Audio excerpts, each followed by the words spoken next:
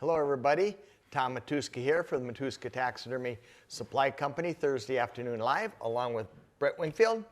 And another nice day today. We've had a beautiful week of weather here. Spring's just around the corner, I think. With spring comes the winds of change. Open water and fishing and that stuff. That kind of stuff. And tourists. The tourists will be here. It'll be a couple months before the tourists get here, but guaranteed they're coming. Still hanging around. I think there's still some left over from last year. And I think I heard, I went up to Baumgart's today, and there's some guy telling me about the big storm coming. The wind is already up. Like some of our people had Mexican vacations planned, and they're not even going to get out of here on Sunday because it's going to be such a big storm. That's what they say. We're not done yet. I know that for a fact. No, we got to think that it's spring at least 2 more times. And we've got snow around here. You'd think we were in North Dakota or something. We got so much snow. I'll put the Chinese up there. At the weather balloon. If you joined us last week, we talked about Harder-Steenbeck airbrushes. Yes, we did. Great new addition to the airbrush family for us anyway. I believe owned by Iwata. I believe so, yeah. And we talked about Createx paint, water-based acrylic paints, which we have grown to love, we really do, use quite often. We talked about mixing them and painting them and things like that. And today we're going to continue along the same lines today, and maybe you can pick up a tip or two. But proper maintenance of your airbrush is ultra important. And nothing works if you have dirty equipment or don't know how to clean your equipment. And every airbrush basically is identical but different. Yes, they're the same but different. They have different shaped triggers, different shaped needles, different nozzles, but the process of spraying air through and suctioning out paint at the same time, you know, is all the same from airbrush to airbrush. All different configurations, whether it's Pache, Badger, Iwata, Harder-Steenbeck, whatever it happens to be, they all kind of work the same. So it's very important to clean your equipment and learn how to clean your equipment. If you're using water-based paints, they have solvents that will dissolve your paint and clean it, clean the paint out of your workings. If you're using lacquer paints, you're going to want to use lacquer thinners. If you're using oil paints, you'd want to use mineral spirits or that sort of thing. So make sure you choose the right cleaning agent for, and it's usually the thinner that you're using also. Cleaners and thinners and reducers, and they all have their own specific families that go together. So I like to take my airbrush apart, and when I get it to this is a VL, Pache VL, and I just don't quite know where to start there. I know this is the needle, and I'm not quite sure where it came from. So pokey end goes first. I hope you have a Brett Wingfield in your shop, because my little Harder-Steenbeck got a little dirty today, and you dismantled this from, you had more pieces there than I have here, and it looks like it's all ready to go again. Maybe. We'll cross our fingers. So do you want to give them some pointers on what to do in different airbrushes and how easy they are or are not to clean? Well, I think the idea of stepping back to the beginning of what the most important parts are and what the moving parts are in an airbrush are, maybe it's simplest because we learned on an H, but the Pache H airbrush, I think, is probably the simplest. There's your parts for a Pache H. That's pretty much what you've got. There's simplest and most dependable. And very dependable. But every airbrush basically consists of these 3 main parts, and 2 in my hand, the needle and the cone, are probably the ones that you're going to have the most trouble with, or the ones that need the most attention. Every single airbrush, even that one or these over here, have some sort of a cone and some sort of a needle, whether it's a single action or a double action. The H is a single action airbrush, but it still has a needle that goes inside of a cone, and when turned all the way down, I don't know if you're going to see that real well, but when turned all the way down, this needle can completely restrict the airflow through that cone. So air is going to move through the needle, through and around the needle, and come out the cone if we pull it back. But if we push it all the way forward, that little tip that happens to be a little crooked comes out of the cone and completely restricts that opening, and that's what would shut your airflow off.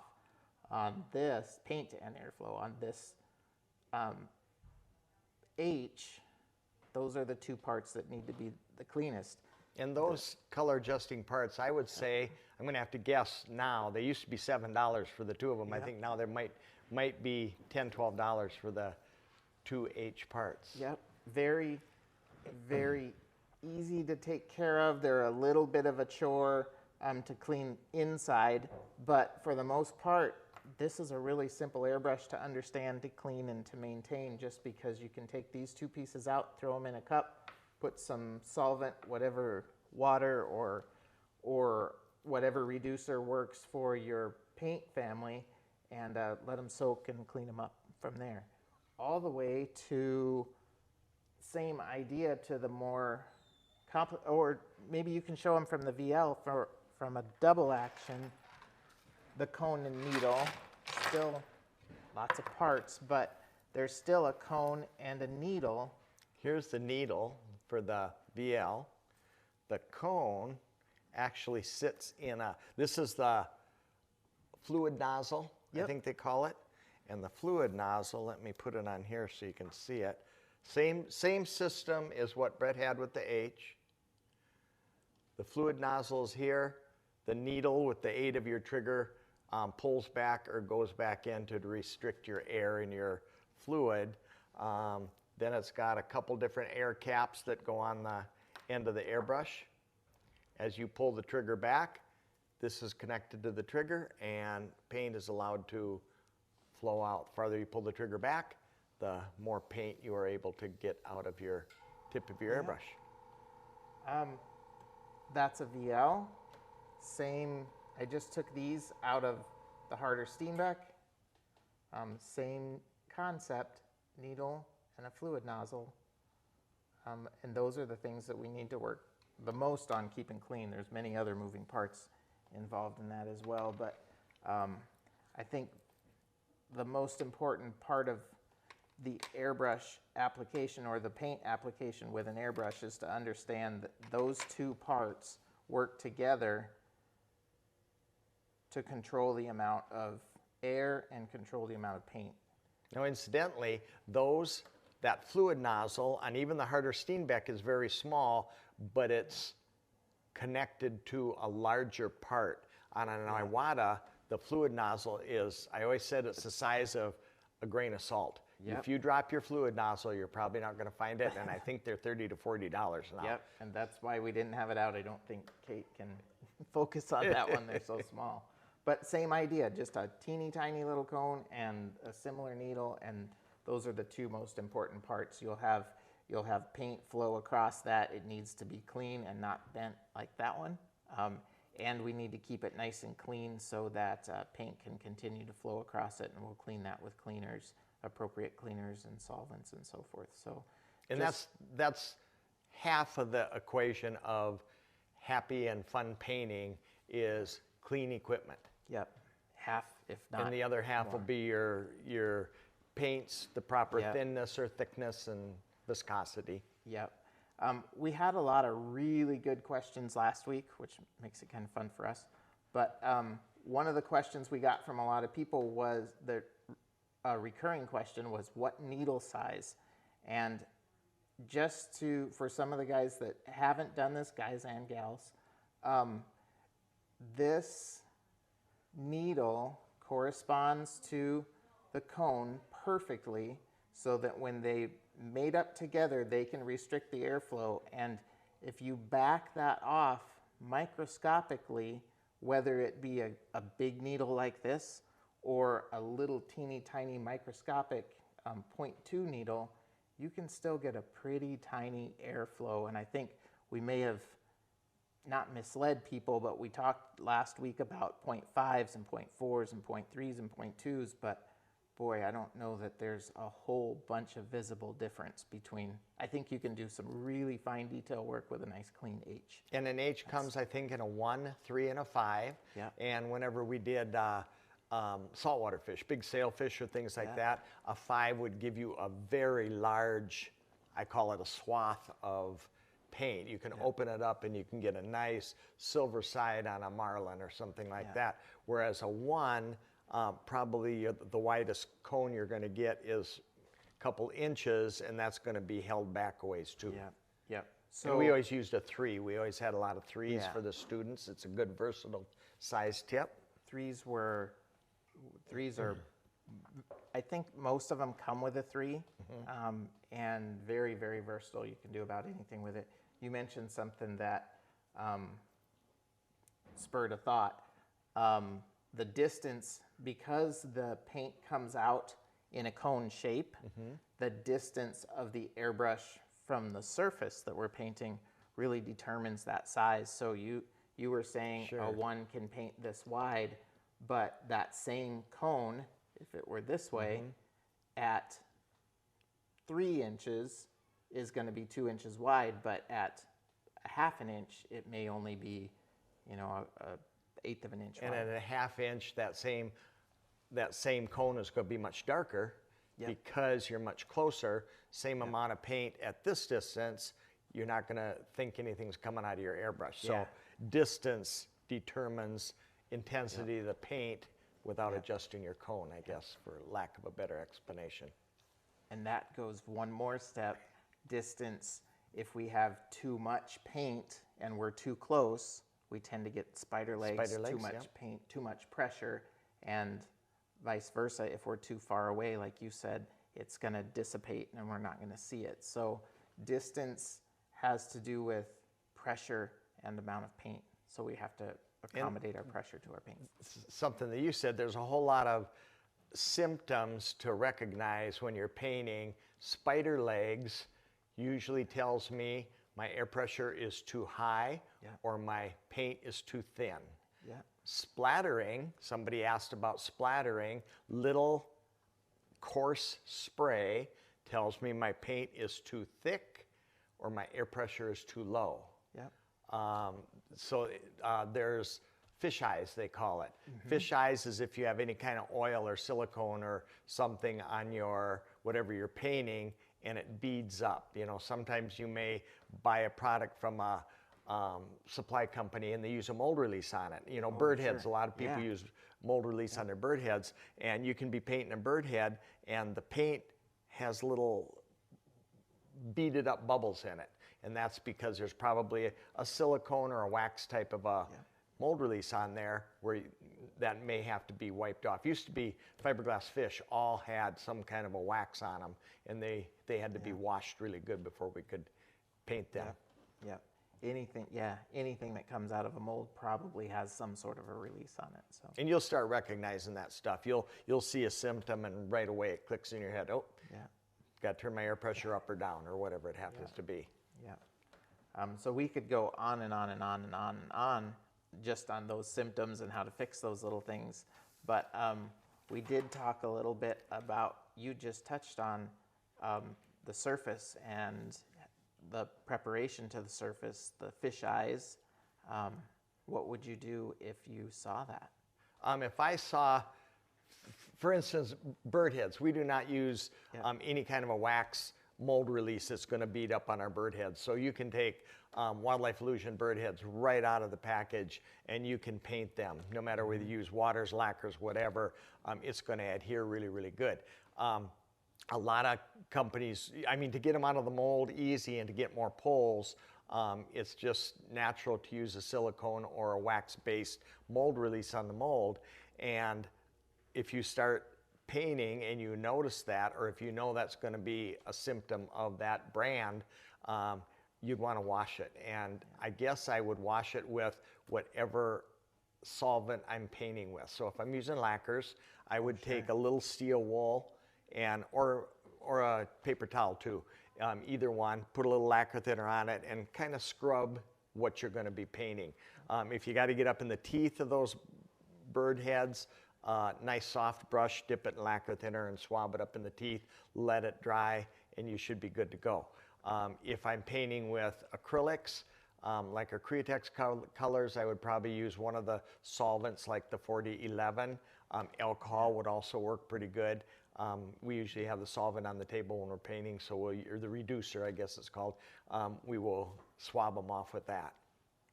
And so that surface preparation is pretty key. Piece of paper, generally you don't have to do anything to because things like to stick to it, but there's a lot of stuff that we use that things don't like to stick. And they call that, this was all new to us when we started with, we had to learn a lot when we got Createx paints. They call it a substrate. And a lot of people are painting cars and murals and on metal surfaces, and that's a substrate. It's a very slick finish. Paint does not want to adhere to it. You either have to wash it with a solvent of some sort, or you have to put a coating down first. And different substrates that I can think of, we have that taxidermist encounter is we have, I call them organic substrates, which would be like a fish skin.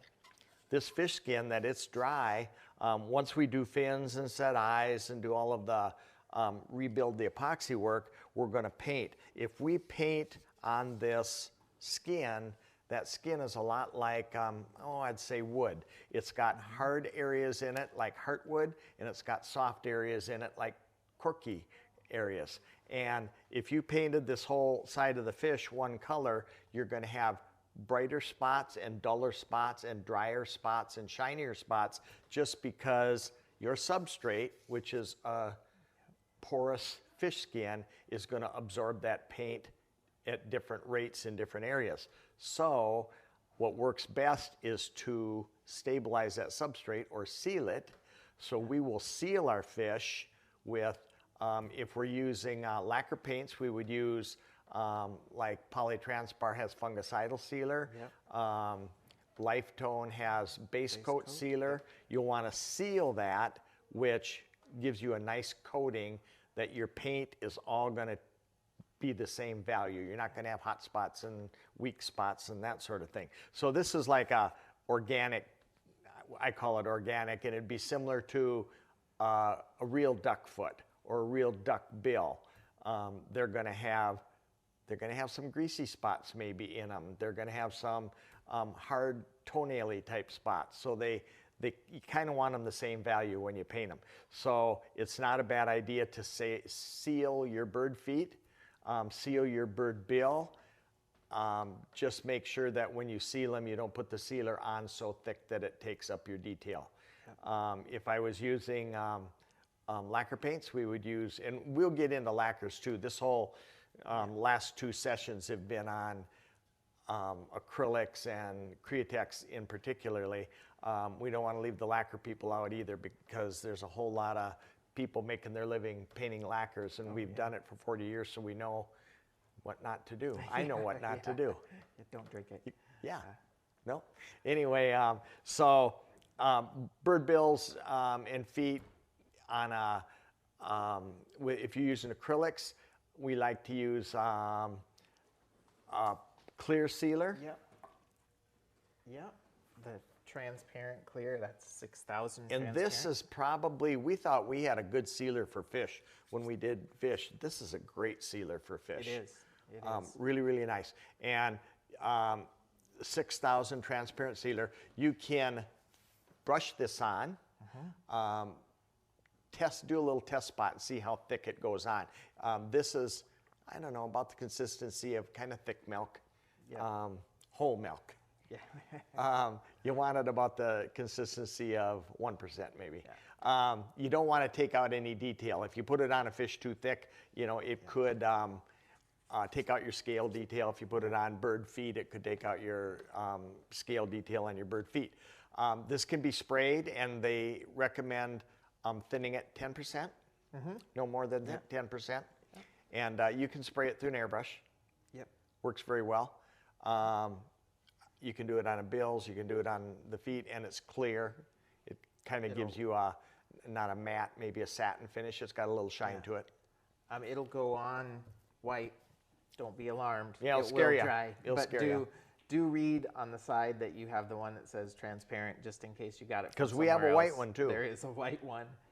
It looks just like this, and when you paint it on, it does not turn transparent. So that's really good stuff. We like that that sealer. And if you brush it on, do watch. It dries somewhat quickly. Make sure you don't have brush strokes, but just thin it enough that your brush strokes go away. And it's a I don't want to say a glue, but it has some adhesive properties. It sticks to your fish really, really good. So if you're going to brush it onto a fish, we like to get in the habit of brushing it against the scales. If you're spraying it on, make sure you hit the back edge of the scales, which kind of capillary action sucks it up in and kind of bonds your scales so you don't end up with lifted scales. It works very well. Yep, it's a great sealer. So we've got other things you're going to want to watch are, we do a lot of game head finishing with Createx, and you found that dirty hair and dirty skin, the paint sticks and doesn't come off, right? Sticks in the hair and does come off on the leather. It sticks where you don't want it to, and it comes off of the spots that you do want it to. And you found by stick. scrubbing that with lacquer thinner?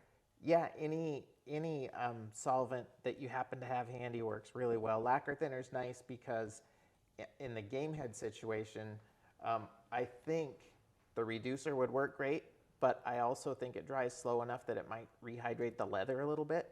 So we like to use lacquer thinner or acetone, whatever we happen to have handy, and it won't rehydrate the leather. You'll get everything nice and clean. It'll take the oils off the surface and give you a nice clean start.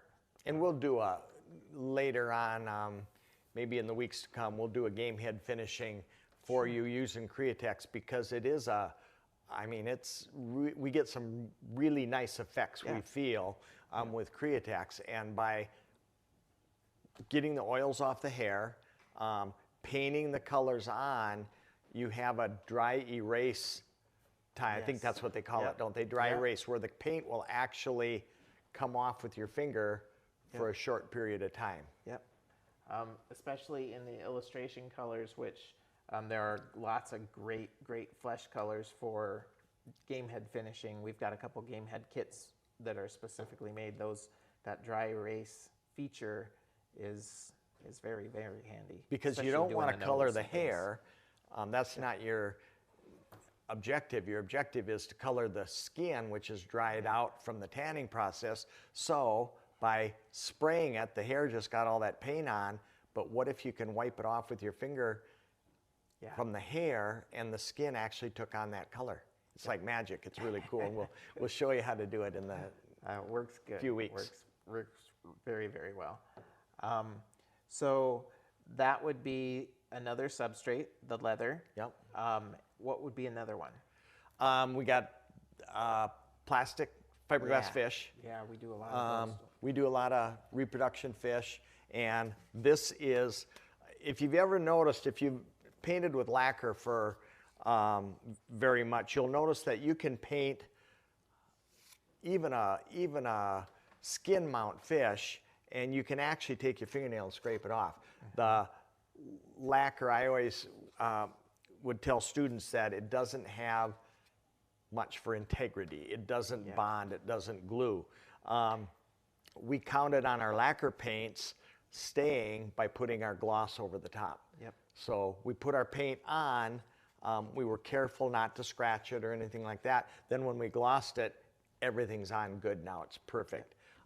With the acrylic paints, with the Createx paints, we'll usually paint our paint on, and you can seal them also with 2000 or 6000. Yep. I'm sorry. Yep. With the 6000, and you can spray a light coat. Most of the fiberglass fish, we omit that step and go right to the painting, and it works real well. Yeah. One time that might be nice if you were doing fiberglass fish, if you had a lot of epoxy repairs where you were attaching the head in this instance, or Around the eyes. around the eyes, just to get a nice even surface like you talked about before, so it would accept the paint the same. Different values color differently. So if you put that sealer on, like you just mentioned, it will look the same here as it does down there. Trying to even the tones. Yep. But this is a plastic surface substrate, you know, a hard, firm substrate, just like your bird bills, just like your artificial bird feet. Yep. Is that all of them? Substrates, we didn't even know what that was a few years ago. But that kind of covers all of the different surfaces. Now, if we spray them, our bottom layer may be a variable. It might be leather, it might be plastic, it might be any of the things that we mentioned before, but the next layer up, we've now applied some sort of a sealer. So we should start experiencing a pretty level playing field for, now that you're sealed, you should be able to paint that reproduction the same way you paint your fish, the same way you paint your bird feet, and all of the same steps building from that point forward. And like when it comes to reproductions, my method, probably not your method, but I have to make them look like a dead fish before I can make them look like a live fish. So I always like to do what's called, I call it antiquing, because you paint it and then you wipe it off and it sticks in here, and all of a sudden this fish looks like looks like this. Looks like that. You know, if we can get it to look like this, I'm in business. But that's another good thing with the Createx, and it works good with the lacquer too, because lacquer does not adhere very well. Yep. So if you're using lacquers, we'll take steel wool and we'll steel wool that off, and it will stick down in all the recesses. I like to do it with bird heads. It'll stick down in all the recesses of the bird heads, and all of a sudden the bird head doesn't look like a piece of plastic. It looks a little bit more, you know, lifelike. Yeah, that's what we're after. And the same with fish. If you steel wool it off, it sticks behind all the scales, all the depressions, gives you a place to go. Yes, Kate? Seb Sanders would like to know, how should you handle a large scar that starts underneath the eye and goes to behind the ear with a large puncture wound at the end on a white-tailed deer? Oh man, get to Kate. While you're answering that, I'm going to be getting ready. It sounds terrible. Yeah, sounds. I guess there's a whole bunch of different ways. I assume they're going to ask us to talk about how to paint it, but I think I'd try to cut out as much as I could and repair it first. And do you want it to look like a scar, or do you want it to go away? You know. See, there's another. That's another. You're good at cutting out scars. You cut out a lot of scars. We do cut out a lot of scars, and that's up to your customer. Don't cut out a scar before you ask your customer, because he may have a scar in an ear that I know what you're talking about. I got scolded real bad. We get in trouble for. But I guess if you were going to try to paint it, whether you were going to paint hair, which we've done, we've had big bald areas, or similar situations where we're trying to fix scars that in African game where they don't have any hair at all. The first thing you would have to do is prep the surface. So we'd have to make sure that scar was probably free of debris, clean it up a little bit. A lot of times when you break through the surface of the leather, it can be pretty rough. So you might clean that out. Just like we said with around the deer eyes, take your lacquer thinner or whatever that might be, clean it up, smooth it out, and then might even seal it. I think I'd put some sealer over it and then decide if you're going to paint hair, the illusion of hair, which you would just match colors and match your hair color around it, or come back and paint some gory. Yeah, come up with a plan and try to have a picture of a scar, or, you know, if it's a healed over scar, or if it's a fresh damaged scar, you know, there's a lot of, I got it. Did Wait. say that the customer wants it left on. Okay, he wants it. So we're gonna use, we got these cool Createx We do colors have. that are, I'm trying to find a really good example. The Createx illustration colors, there is a series of them called the Bloodlines, and those were put together for the special effects industry. And this one here we carry, and it's called Coagulated Crimson. And you may choose something like that, or you might go to, they have a lot of interesting names for their colors. yeah, there's some expired blue. But I think, to wrap this one up pretty quick, build some, like we do with our fish, we like to build our warm, fleshy values underneath. And then you might, so that might be a pinky red color, and then come back over it with your lighter, fleshy blending colors. Decide if you want your scar to be bright red and fresh, or healed over and dark. And That's the kind of kinda thing, go do a about- little bit, see how you feel about it. If it looks like it has merit, keep going. Yeah. If it doesn't, you can always, you know, lacquer Yeah, thinner it off, go or back and- Createx reducer it off, or whatever.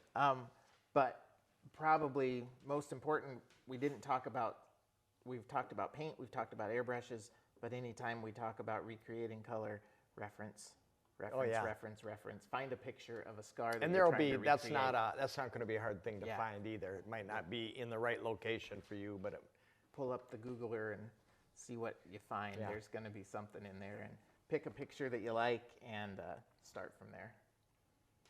Ooh, that was hard. that's a hard question too, and it's every single situation is going to be Yeah. different, whether it's, you know, a deer or a raccoon or a fish or, Yep. you know, whatever it happens to be. So, where there's a will, there's a way.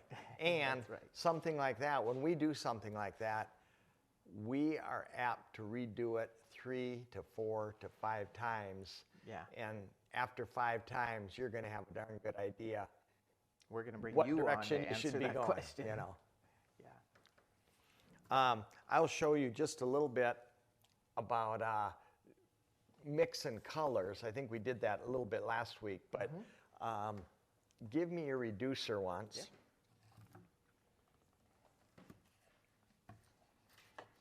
If I'm going to use a dark color like black, first of all, if you're using Createx and lacquers too, make sure that you shake them up really good. Yeah. Water-based paint seems to settle out more than, Where's your bzzz? yeah, That works good. it does work good.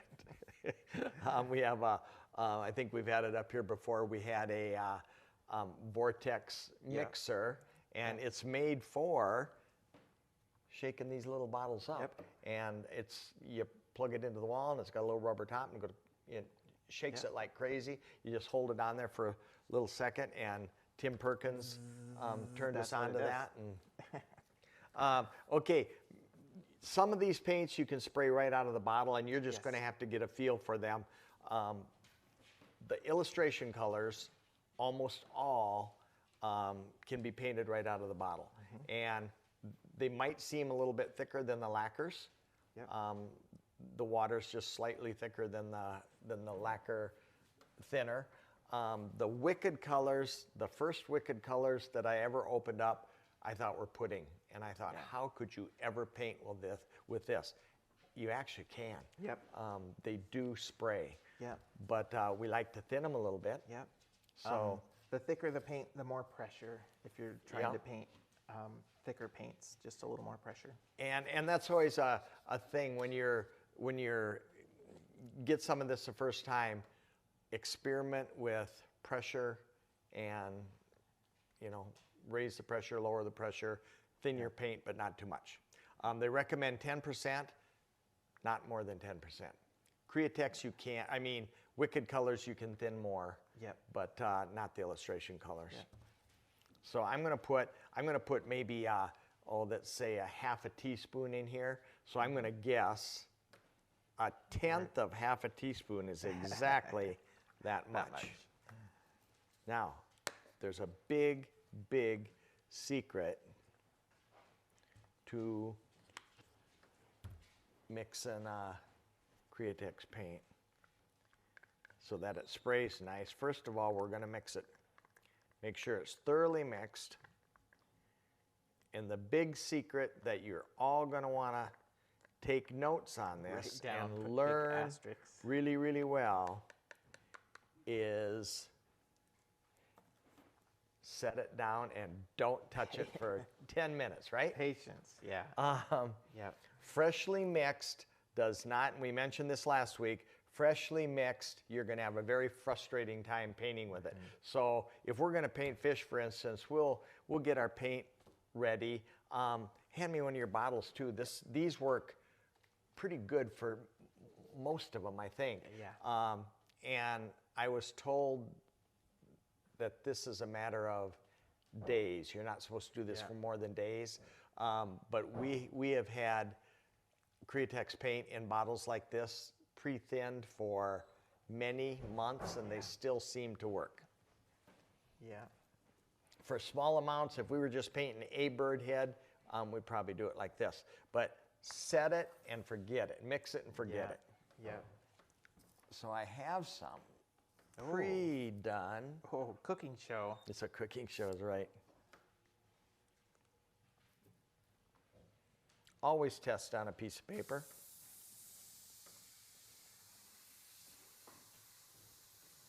Now, on many of our fiberglass fish, sometimes we'll put a base coat of silver or gold or something like that. And, not to complicate it, Createx will wipe right off unless you can put 40-30 balancing clear. You can? Yep. And 40-30 is a urethane that they add to Createx to paint vehicles. Yep. Yep. So I'm just gonna spray a little dark color on here just to show you. I do this on bird heads, right to the horror of Corey Crothers, would just think that's terrible, but And while Tom's painting that, it's worth mentioning too, as you're starting to layer paints, your paints that are on earliest, typically, other than in this application, you're going to paint it on pretty thin and we're going to steel wool it off. But a lot of times you want those first layers to have really good adhesion and stick to your surface. look at how nice that paints. What? I had to talk fast in case it quit. I said, look how nice that paints. It did. That's painting very nice. But you're going to want those to be less reducer. So the more straight out of the bottle your paint is, the better adhesion it's going to have. And use that to your advantage early on. You're going to get it to stick. When you want it to come off, in this case, you want to put some reducer in it and it'll come off a little bit better. And now I'm just going to take steel wool and steel wool it off.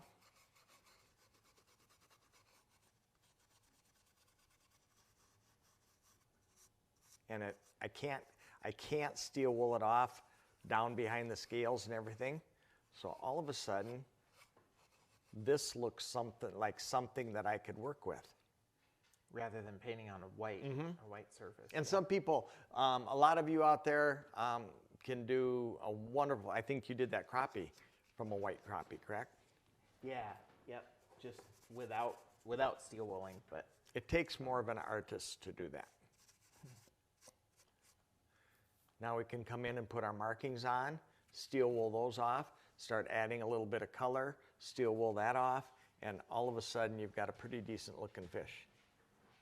Are they identical? Ish.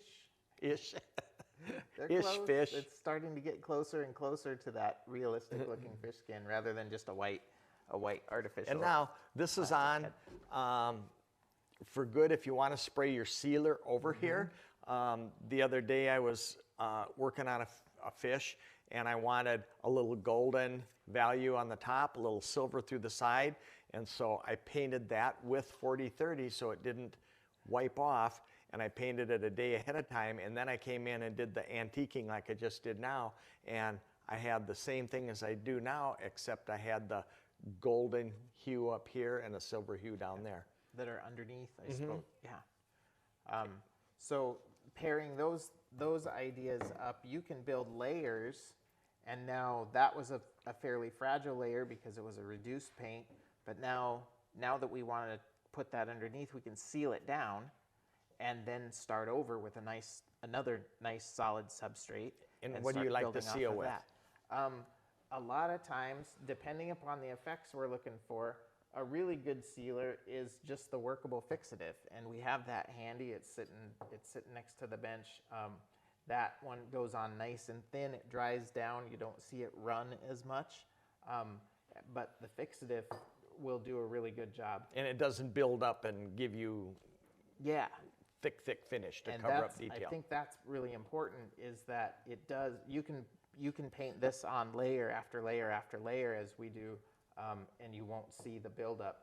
But one other really good mid coat is a regular clear gloss, and where the clear gloss works really well is when you have the reflective paints underneath, and so that allows those like pearls and things like that. Yep, anything with a metallic pearl, or I think there's pearls, metallics, what's the iridescent. Any of those need light, and those particles need to stand, and gloss, those particles will suspend in the gloss, and you'll really get more effect. So if you want your pearls and your undertones, if they're metallic, to come out, use your glosses for mid layers. Now, do you ever have a reaction between your gloss? What do you have to watch for there? That's something you can run into. I don't think we do. I have one instance that I've had a reaction, but as long as we're going to use that word again, substrate, your underneath layers are dry, completely cured, and as long as the gloss itself has time to dry, your next layers on top. We've painted lacquer paints and water paints in conjunction with each other for years. We really have. And it works really well. The one time I've seen any issue was painting on a metal surface. I primed it with a metal primer and then painted with Createx, and then I painted the next morning an enamel, gloss enamel, because I thought it was going to be outdoor and fish and lure stuff, it's going to get wet, and I thought that would be better, and it did not do well. Don't do that. All of the paint companies are going to say use only with, our thinners, our reducers are this. Now, I would never thin my lacquer paint with this. Right. And I would never thin my Createx with lacquer thinner. Right. But we have no problem taking this, which was just painted with Createx, and bring in color with lacquers. We typically don't do that. We typically stay within our family here, but it wouldn't scare me to do that. Not a bit. And we'll even go off the reservation now and then and get into our pan pastels, which work really well with the workable fixative, or Pearlex powders. Pearlex works really nice in conjunction with that. And we mentioned earlier too, Pearlex works really well to put into. You can add it to the 40-50 clear? Yeah, 40-50 clear. There's a test at the end. There's 40, 40, 11, 50, 40, 30, 40, 11. 12. But no, Pearlex powders work really well to get some really cool effects. Speaking of pan pastels, once this fish would get painted and I want to put some flesh in, I have the choice of turning my airbrush down and trying to hit these little creases with flesh and getting it all up here and having a mess. Or what if I took a really nice little artist brush and kind of just worked it where I wanted it to, like makeup, take the workable fix-it, dust it, oops, I want a little more, just put a little more. Pan pastels work exceptional in conjunction with all the different paints. Yeah. And we've had really good luck using those, and I think we get a lot of questions of when and how. I don't know that there's a right or a wrong. just give it a try and see how they go, because you can create really interesting layers just by the way you put them, the order that you put them down. So try and experiment. Fred Burtz would like to know, so he has a task. He was wondering about how would he replicate the crack on a duckbill? Replicate a crack. Ooh. Usually you try to get it to go I away. know, yeah. On an I wonder if it's on an artificial or Assuming- the real duckbill. I bet he's got, I'm going to assume he's got an artificial that he wants To make a put crack a crack in it. in. He's wondering the paint. Yeah, the paint. He sent another message. He said, paint, what I use for that. Paint. I think I would brush it on, and maybe those pan pastels might be a good choice to Yeah, combine with an I think- airbrush. I think so. I think I would try to texture it in somehow first. If it was a little hairline crack, you might be able to just cut it in with a scalpel or a pin or a needle. You guys so got that you hard had something- questions. I know. Hard questions. Today's a tough one. But something that you could paint against, and that way that your material, your pigment, would settle into that crack line. If it was pan pastels, you could just let the powder collect in that low spot and then wipe it off the surface. I'd probably Or start send dark. it to you. No. You do it for- Send it to Corey. I bet he could do it. We were going to mention hoses to them too, Oh yeah. Yep. and there's a whole lot of different hoses. We used for years the hollow plastic hoses. I think they're called HP plastic hoses with all of our Pache airbrushes, and worked good until you spilt lacquer thinner on them, and then they would get. Remember, they get a big blister. bulb in them till they blew. Typically, we use braided hoses. This is a Badger hose. Or no, this is probably a think Pache hose, I think. No, it Actually, must be that's Iwata. That's an Iwata. But we like quick disconnects. For instance, I'm painting with this now, but it just snaps right off with a quick disconnect. Some of the airbrushes, like the Harder Steenbeck, come with this little adapter needle, which will snap into these. Yep. You have to correlate this brand with that. Yep. And that's probably the most important part, is to make sure that your hose, as long as you have the right quick connect, you'll be okay, but you have to have, the hose needs to accommodate either, if you're not going to use a disconnect, Pache has a smaller diameter hose, so make sure and get the Pache hose. I believe the Harder Steenbeck works with an Iwata hose, yeah. so same diameter, and then Badger has their own size as well, so make sure that you're getting the right, and that if you go right behind not even going to get it off of here, there we go, the quick disconnects on these, there's a thread, and you just want to make sure that you're getting the right size thread. Turn in the wrong spot. Right. But that's nice. And some of the hoses, one of the nice features, some of the hoses have a pack valve, precision air control.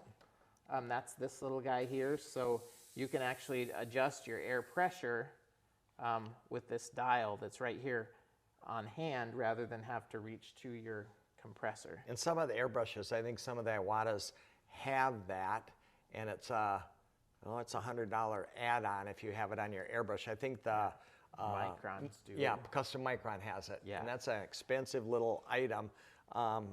These are $30-some for this little unit, and you can tighten it all the way down, so you get very little air. If you're doing trout spots, I mean, look at the size of that little. Whoops, not that. Oh, not that. Even farther. I was impressing myself for a second there. There you go. You can get little bitty spots. You can turn that way down and, Or you can open it up and you can get a full oh, look at that. 100 pounds of PSI coming up through Yeah. here, through the floor. Like a little pencil line now. Yes, these are pretty impressive. Another thing you're going to find with any of the acrylic paints is they do build up on the tip. Yep. So you're going to find yourself, all of a sudden it won't paint, and you're going to find yourself having to take your little fingernail. And we paint with the protector off. Yes. Yep. Be careful. That's not a scam just to sell needles. It really does help because with the cap on, you have another surface here that will collect paint as it dries. You can get collected paint around that. So although this one is cut away and designed to have minimal dry, we choose to take them off. They're just a friction fit, and we paint this way. But if you're going to do that, make sure that you have some kind of stand to hold your airbrush, because I just threw a $16 needle away this morning it happens very easily. because I couldn't find my sharpener. Yeah, that's right. That's right. We need to bring one up. But those are all little things that I think as they start to understand how their airbrush functions, will keep people in business longer, keep them painting longer, more hassle-free. Airbrushing is a lot of fun. It should be fun, and if it's not, Something's wrong. And it's 95% of the time it's operator error. You can go back to a paint issue. You can go back to cleanliness. That's usually somewhere in the airbrush there's something that's not clean.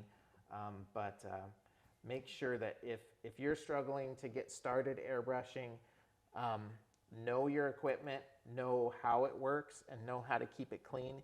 And I think that time that you invest in getting to know Or those having parts, one of you around that cleans my stuff for me.